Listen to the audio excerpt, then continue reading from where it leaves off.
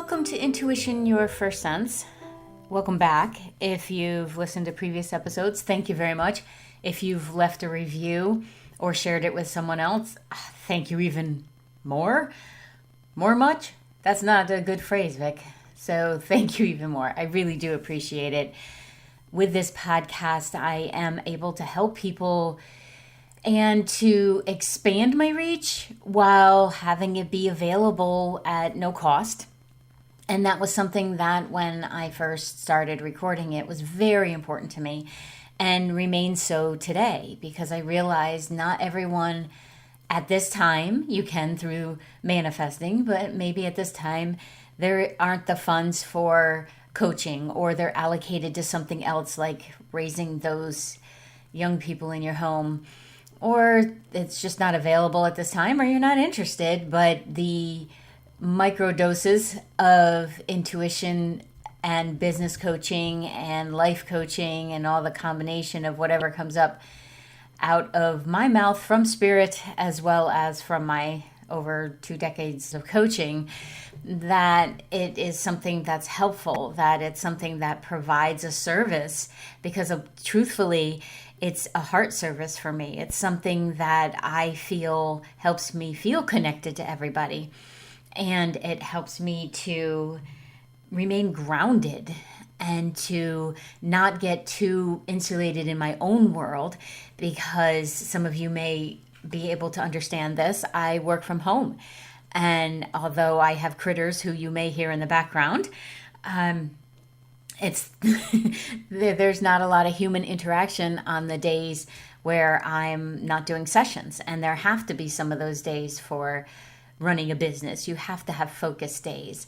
And this time frame where we are more working from home and we are experiencing the joys of being able to do that, there's also some challenges to it. And recently, I moved from the beautiful Berkshires in Massachusetts, where I had made my home for almost 30 years, to beautiful, equally as beautiful Rhinebeck, New York, which ironically is where I was born. So yes, I am now living about 5 miles from the hospital where I chose as a soul to come into a human experience. And I'm about 7 miles from the house I grew up in as a child. And I can really appreciate the humor in the universe, as well as my own desire, I think, to heal some stuff that was still outstanding and is still outstanding. I mean, this is a part of being human, right? We experience different layers and we come to know ourselves at a greater and greater level, hopefully, and begin to challenge some of the messages that were there and begin to create our own habits and our own messaging. And the change that has to happen in order for us to do that it's often the catalyst. It's often the kick in the choo-choo boomy. It's often the thing that gets us to say, well, okay, I was kind of okay with coasting for a little bit, but here we go. Here's another life experience. And I really believe that our humanness and our soul together decided that they were going to make the greatest adventure they could of this time in body, each lifetime, and to present different challenges in front of us, and then we create them. I don't believe there's a destiny chart or there's anything written in stone that we must experience. And I don't even believe that line of I had to go through this in order to learn.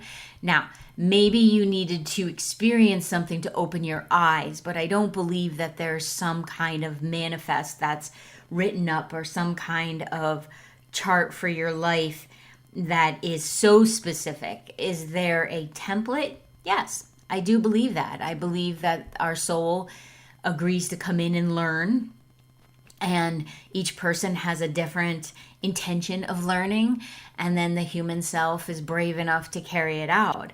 And through all of that, though, most of the time, what comes up for us in a form of great opening and great expansion and learning and understanding and hopefully joyfulness and fun, it has a common denominator of change. And that is what I'm going to talk about today.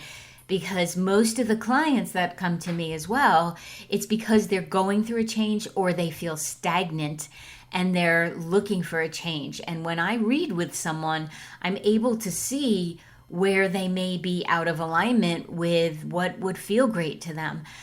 I can see the potential of trajectories or directions that their own soul is trying to communicate to them, but it gets confusing, right? I know sometimes I block out some of my greatest messages, and I actually realized not too long ago, I thought, wow, I'm really good at having a quiet head. And I remember questioning myself and saying, do you have a quiet head or do you have an avoiding head? Are you avoiding thinking about things because there's been so much change lately? A month ago when I moved, I had underestimated how exhausting I had forgotten. And I feel like this is a part of the human condition that helps us sometimes. You know, we forget that something was so difficult. And people have said that about childbirth, but I got to tell you, for me, no, I remember that. That's why there's one child that came biologically from me, because I remember that, and yeah, I'm not doing that again, and I wasn't doing it again. And however, this change or big challenges to myself, every stinking time I forget that it's going to bring up emotional shifts, spiritual shifts, physical shifts even, and that ability to remember that change is exciting, change is good, is something that I definitely had to reframe within myself. I had to bring it to myself. It was not something I ever found to be natural, because there was so much that was unsteady in the majority of my life, like the first 4 decades. So change is happening a lot lately, and it's always going to happen. We're always going to have a bunch of change in our life, because to stay the same and to stay stagnant is not a soul intention, nor is it in our best interest. We become complacent and, dare I say, boring. So lately, the change that's happening is really asking us to leave old patterns behind. And it's asking us to release those things that are no longer serving us. And the way I described it in a class that I was leading the other night was, previously, most of the energy that's been coming at us, and I'm talking for lifetimes, has been in front of us, right? More of a forceful energy, more of a kind of push you into doing what you need to do in order to grow. This feels like it's gotten behind us. And I've been saying this for a couple years now, and it is definitely here, where there's a hand at your shoulder, kind of, or your lower back or something, just pushing you along, just moving you forward, saying, are you sure? Are you sure? And that's where my question to myself of, do you have a quiet mind or do you have an avoiding mind, was powerful. And I know it came from one of my guides as a gentle nudge to be like, Vic, don't be a hypocrite, because that bugs me. So if I'm asking other people to grow and I'm encouraging and saying this can be a lot of fun, I need to understand what it feels like to avoid the deeper subjects. And that's what I was doing. You know, I was making it seem like, oh, it's no big deal. I'm just moving from a place that gave me a home that I felt for the first time in my life accepted for who I was. And just the gorgeous Berkshires, and where we raised our kids. And, you know, I went through the experience of the majority of my marriage, but also my husband passing, and then getting my own condo, and the multiple places of business, I should say, because I had the same business, but place of business that I experienced and got to know new neighbors, to shifting to what I know is the next heart space, the next right space for me. And yet I was avoiding the fact that I was terrified. I was afraid that if I trusted yet another person, were they going to, pull the rug out from underneath my feet? Or was I being blind to any red flags that might be there?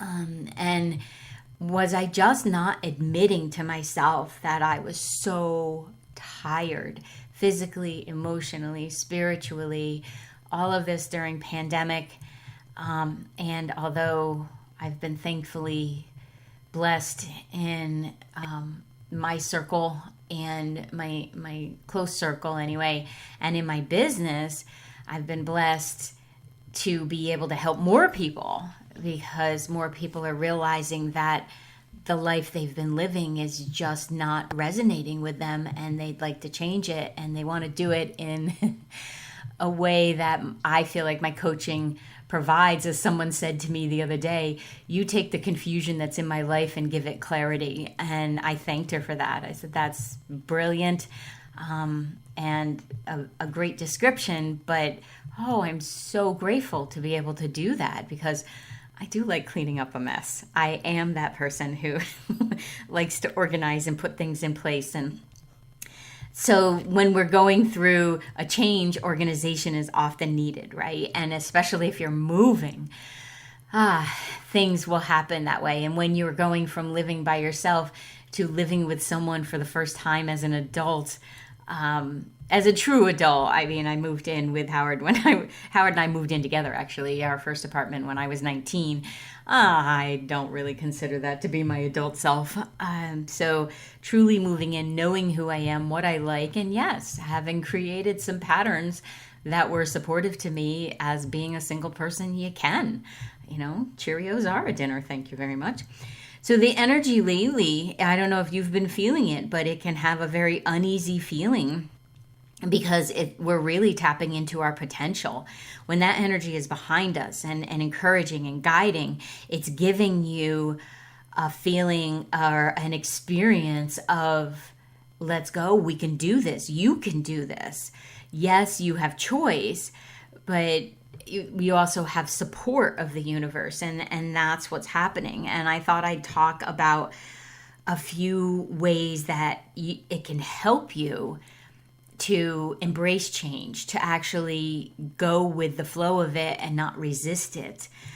The first and the last one are absolutely going to be about remembering you have support in your guides, you have support in angels, you have support in ascended masters, in source. And you do have the support of those who have crossed. However, they have their own process to lead and to live still in the non-physical. So while you can look to them for a connection and for a belief in yourself, you know what? They are not the best source for advice, because they're still going through their process. So, but you have that. You have your soul self, most importantly. And when you learn to connect, which, by the way, there's a course on vickibaird.com teaching you how to connect to your soul self that you can go sign up for, self-guided, along with some, I pop in there occasionally for some live courses and guidance and everything. So you have your soul connection. And often the times when we are most frightened, it's because we've disconnected from our soul's message and our soul's journey, and maybe didn't know that we could connect in the first place. So what are some of the challenges of change that you experience? I've written down actually quite a few, try to make this concise, but I've written down a few that I've noticed tend to be the, I guess, common ones. And you know what? As humans, we're not all that complicated. We have different pasts and we have different experiences and we have different way of processing things, of course. But when it comes right down to it, we have more in common than we think. And I feel like that can actually bring some calm and some peace to people, to realize you're not the only one who's ever felt this. And I'll tell myself that sometimes. Really, Vicki? Like when I was going through this change, a dear friend of mine and her family just moved across the country, and she had 3 kids, 2 dogs, going to this place where they've been before, but all new area. And just this expansion. And there were times where, not in a diminishment of my experience, but in a, Vicki, people understand this. I would think to myself, people move every day, Vicki. They just moved and they're doing well. And you can do this. And then I counted up how many times I moved and realized, okay, my head's just running away with it. So some of the challenge with change is this push-pull that we get into, because our first instinct when confronted with change is to fight it or resist it. And I just want you to hear that that's natural, that's normal. And if you can allow yourself to explore the uncertainty, to be uncomfortable, to understand that you're resisting is not a failing on your part, it's not an indication that success is not possible. It's just the fear that comes up within you, and maybe there was some change in the past that you didn't like.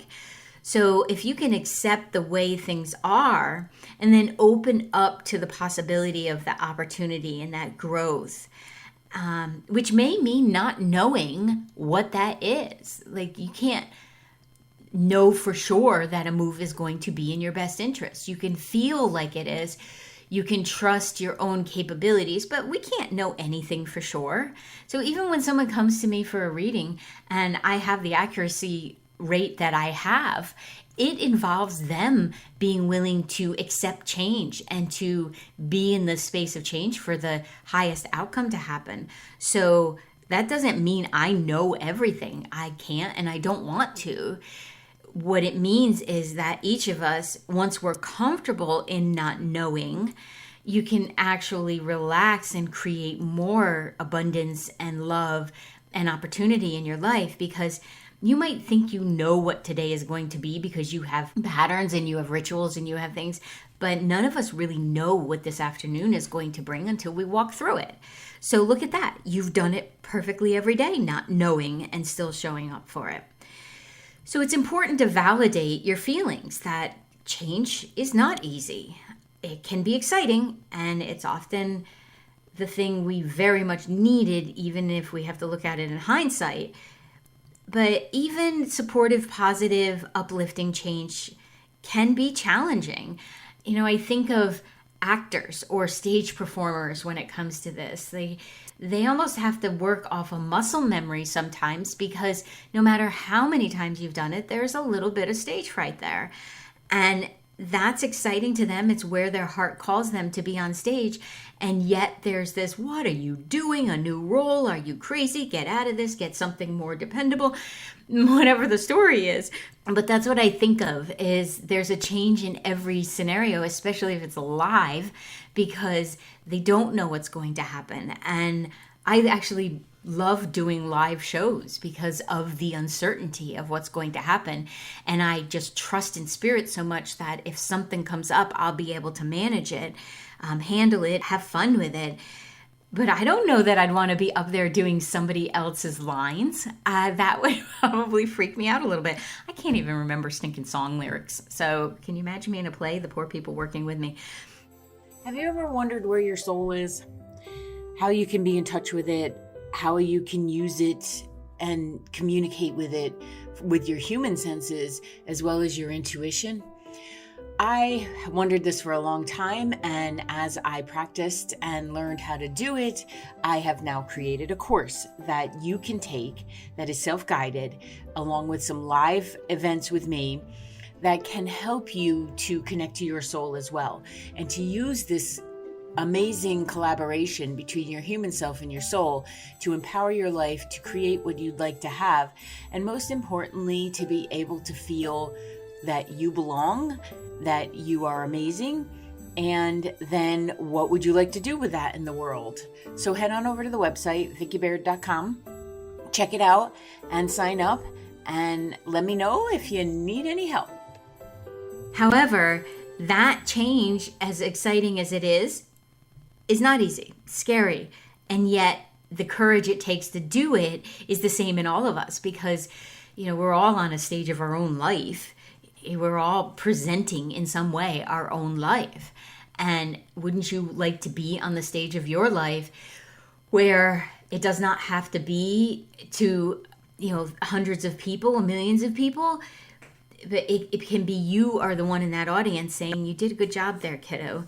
So if you honor and validate your feelings and you respect how you're doing, you'll be able to hold that space for your emotions that come up. And then you'll be able to cultivate the acceptance, the ease, the compassion that we need to navigate the sometimes feels like a cyclonic action experience in life. And with that, you'll be able to create a more natural flow. Like you'll have an acceptance of, yeah, this has changed. This is what's happening. You can maybe manage some of those expectations, because a lot of the times I feel like people put an accomplishment point, because deadline is such a terrible word. Why would you rush to be dead? They put like this date that something has to, I'll figure myself out by this point, or I'll accomplish this thing by that point.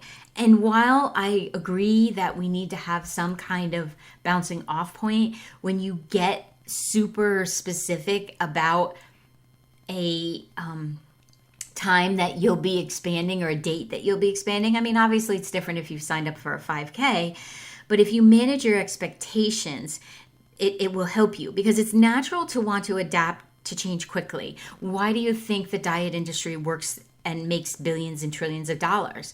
Because they're promising this in 2 weeks, when it's really the long game that affects your physical body in the best way.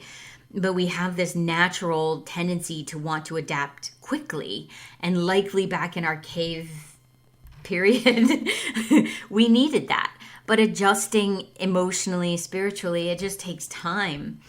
And if you're expecting too much from yourself too soon, you're going to fall into that trap of comparing yourself to others. Like I could have compared myself to Kelly and their experience of moving, but that's rude to them, right? That's saying, well, they just sailed through this without any challenges, when that's not possible either, right? So the comparison game will take you out.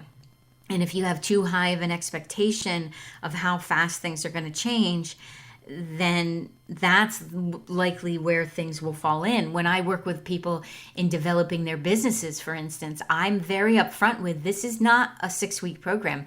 I am not talking about, making 6 figures in a month and a half, because one, I don't want to get in trouble with any kind of agency for promising that. But also I'm about transformation, and I'm about long-lasting transformation and successful transformation, rather than easy fixes or quick answers, because there aren't any. It is okay to take things slowly. It's important to pace yourself.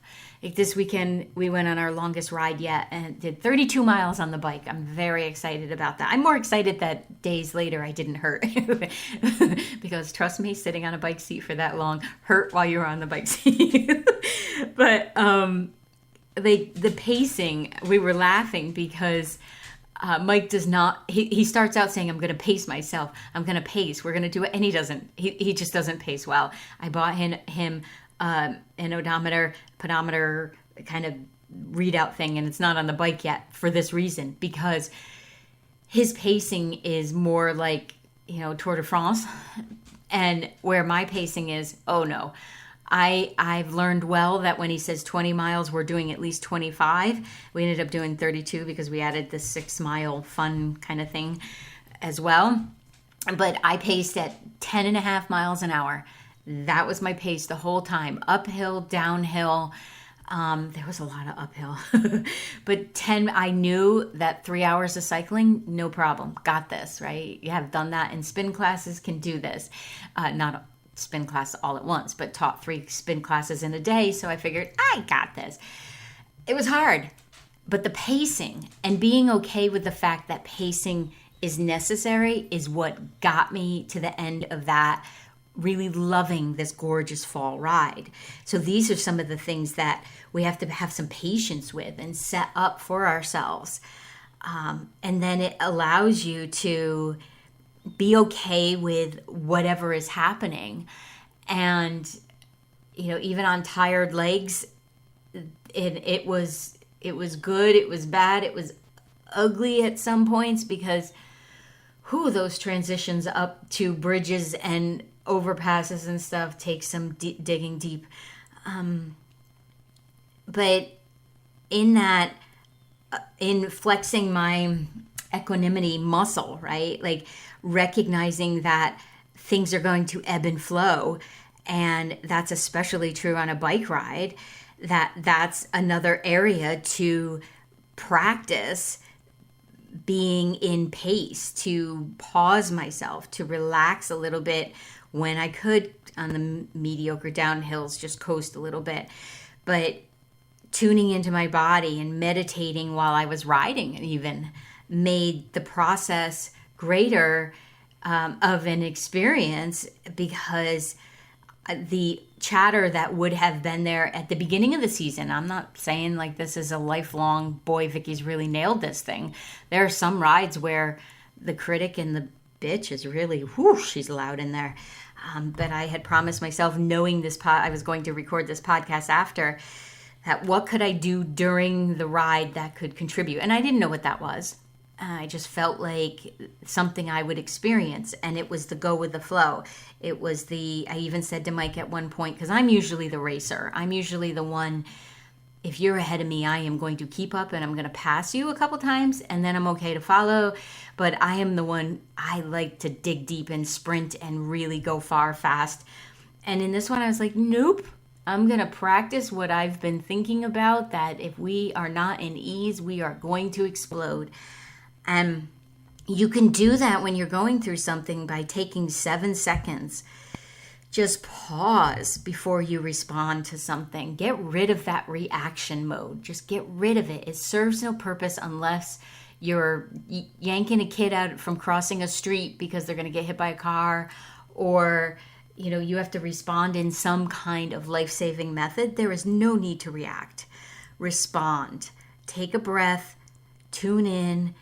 And flex that muscle of balance, because in change, we can get thrown out of balance really easily. And in order to maintain your balance, you also will want to lean into a routine. When things are in flux, the routines can bring you comfort and stability and everything. Again, when I was moving, one of the things that threw me off is I like a cup of coffee in the morning. I like that moment of just taking a deep breath with the first few sips and really embracing it. And I wasn't getting that. I wasn't allowing myself to have it because I needed to get things done, or thought I needed to get things done. So that's where I realized, wow, my routine is really important. And I'm going to do a podcast on that topic too. Because I've known about it for years, but never really created one for myself that was fulfilling. And I think it's important. So it can be a walk that you take. It can be going to bed at the same time every night. It can be even your commitment to drinking a gallon of water a day. Like that can be your routine. What time a day do you refill? Lean into your routine when you're going through change. Have something that's a grounding force for you. And you get to choose, because we're not in charge of what works for you. Okay? So you've been through a lot of change before, and you're going to go through a lot more change. So embracing it and reflecting on your resilience in times of change before too. Think about some of the big changes you've gone through in your life. And even if they didn't feel so supportive and positive, which almost became suppositive, which is kind of like a suppository. And sometimes change is a pain in the ass. So yeah, I guess that does work there. But supportive or positive, chances are you were moving from that comfort zone. And a comfort zone is exactly that. You're comfortable, you're not moving, you're coasting, even placating your own self that wants to expand.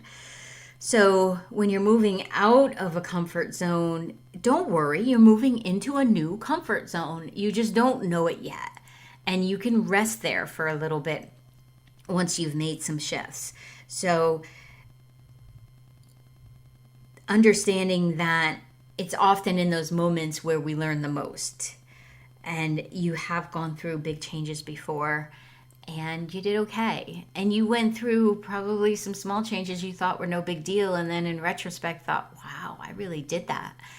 And it can seem like a small thing, like just going to the gym for the first time, or signing up to try out for a choral group, or submitting an art project to a juried show, whatever it is, you've done these things that don't really need to be measured. You just know that you've been through change and you'll be through more change. And if you can turn down the part of you that wants to have a dramatic response to that, can actually really embrace it.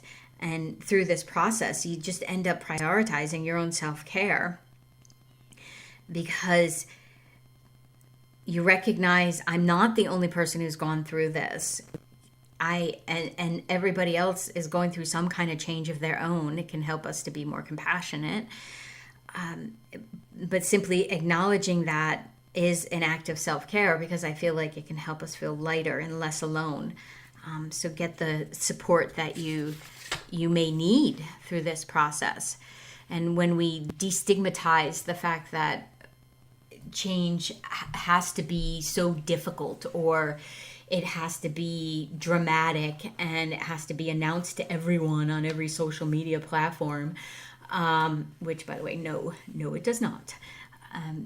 But if you share with some people and get that support from your therapist, your coach, your friends, your clergy, your parents, if they're supportive of your shifts,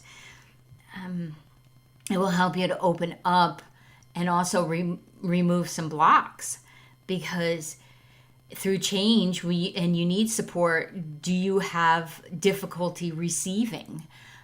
This has admittedly been one of my challenges, and I know where it comes from. I don't need to reiterate that or visit, but one of the things that I've been really conscious of is receiving help. And when I was moving, I had a treadmill.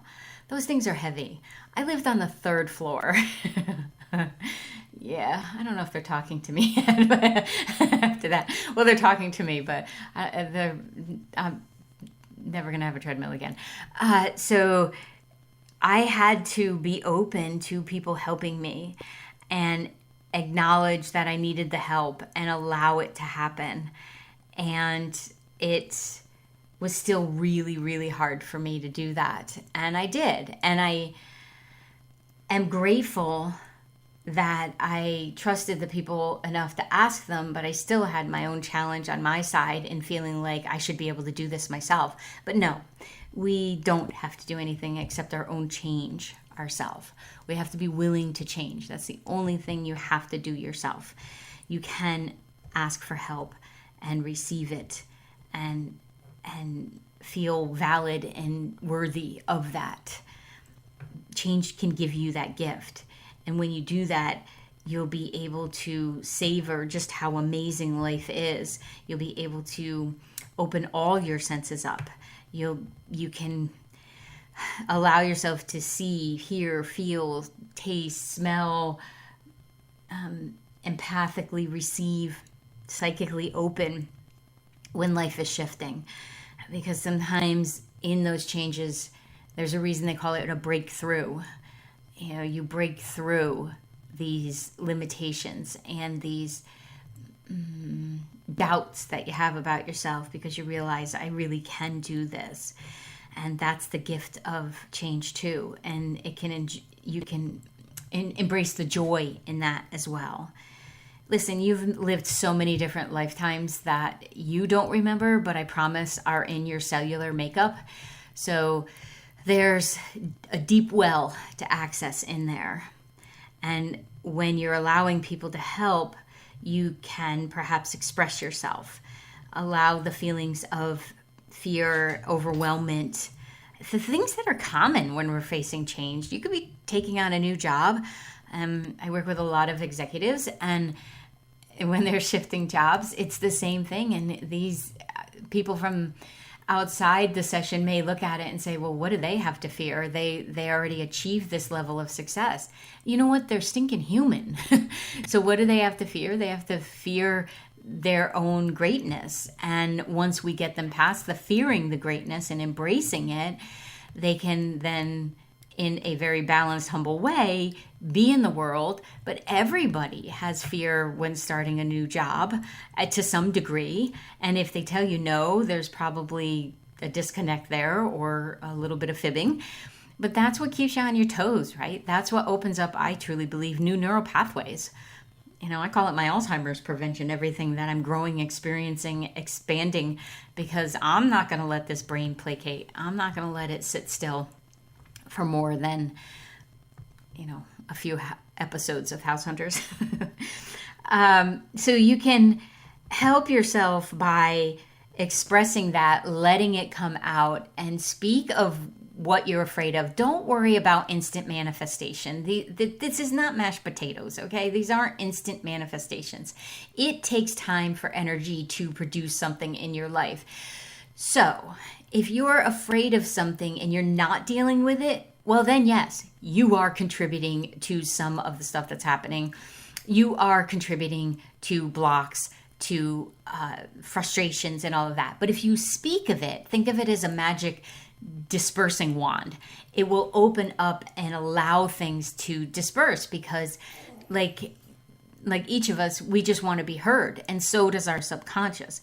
So if you express those fears in a safe place, or you do some journaling, or you just get it out on a walk, like talk out loud, let that stuff come out. Talk to your guides, talk to your grandparents on the other side, or to someone understanding. Let that out and work through it. It will dissipate. If it stays inside, it will fester. So find an outlet. And like I said in the beginning, it was going to start with you have support in spirit, and I'm going to complete this podcast episode with you have support in spirit. You have a guide for every area of your life. Even if you feel like you're not connecting with them, I promise you are. So let yourself ask of them to help you. A lot of the times I will say, I don't even know who's on the roster today, like whose job this is, but can you help me out here, because I'm feeling a little lost and I could use some guidance. So meditation, prayer, contemplative walking, slowing down when you eat, giving yourself the nutrients that you require, giving yourself a hug, and then I need you to reach one of your arms up, straight up to the sky, bend it over backwards, and pat yourself on the back, because you were brave enough as a soul to come in as a human being, and you did not come in to coast. You came in to experience life, and that includes change. So let's start embracing it, okay? Okay, and I will see you in the next episode, and I look forward to hearing what great changes are happening in your life. If this is something you feel would be beneficial to you, feel free to pop on over to the website, vickibaird.com, or at Coach Vicki Baird on all the social platforms.